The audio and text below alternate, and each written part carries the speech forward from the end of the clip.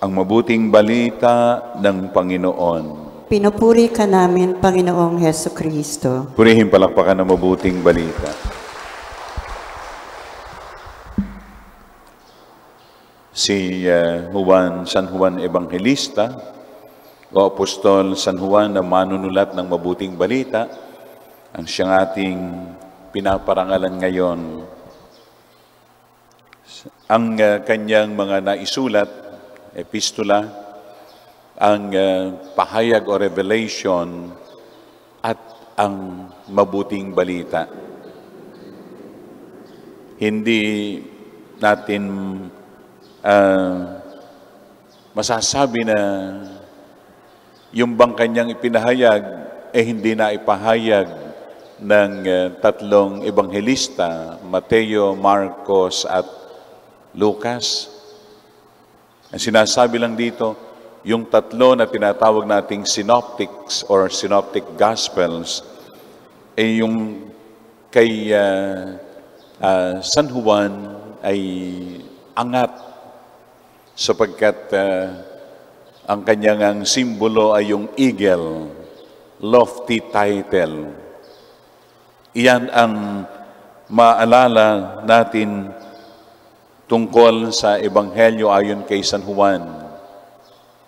At sinasabi nga nating mataas at sabi nga ay mas theological.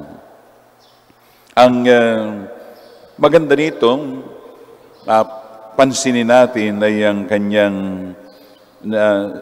sulat, no? Yung kanyang love letter, lalo na dito sa ating narinig na pagbasa sa unang love letter niya. Pinangangaral namin sa inyo ang buhay na walang hanggan. Pinahayag namin sa inyo ang aming nakita at narinig. Sinulat namin ito upang malubos ang ating kagalakan. Nakita at narinig. Opo, ang mga disipulo at alagad ng Panginoon na siyang mga saksi, mga nakakita ng kanyang ginawa, nakarinig ng kanyang pahayag, sila na talagang first-hand witnesses. At ito mismong sumulat ng Ebanghelyo ni San Juan, siya mismo, yung karanasan niya hanggang doon sa muling pagkabuhay ng Panginoon, nakasama si Simon Pedro, pumasok ang alagad na mahal ni Jesus, siya yung unang dumating kasama ni Simon Pedro, nakita niya ito at siya'y naniwala. He saw and he believed. Mga kapatid, kailangan po natin sa panahon natin ngayon, yung ating mga nakikita, ating naririnig tungkol sa Panginoon, yun ang ating ipahayag.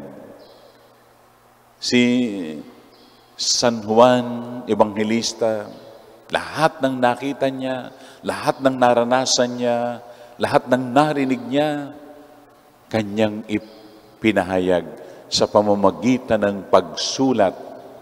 At ito yung ating ngayong natutunghayan. Oo, tayo, di natin nakita ang Panginoon, pero yung nakita natin siya sa pakikinig natin ng salita ng Diyos, ng mabuting balita, at tayo ay sumasampalataya, ito yung ating ipahayag. Nakita namin, narinig namin, hindi tayo katulad ng mga alagad at higit tayong mapalad mga kapatid sa ating mga naririnig na mabuting balita tungkol sa ating Panginoong Hesukristo, ang tagapagligtas, ang ating Panginoon at Diyos. At ang karanasan natin, magagandang karanasan na hindi lang po yung sinasabi nating karanasan tayo masayang-masaya, tayo nagtagumpay, yung nagagalak, kahit yung pong mga hindi kaaya-aya at mabibigat na karanasan natin sa buhay, iyon, doon natin nakikita ang Panginoon. Amen? Palapakan natin ang Panginoon. Nakikita natin ang kamay ng Diyos. Bakit?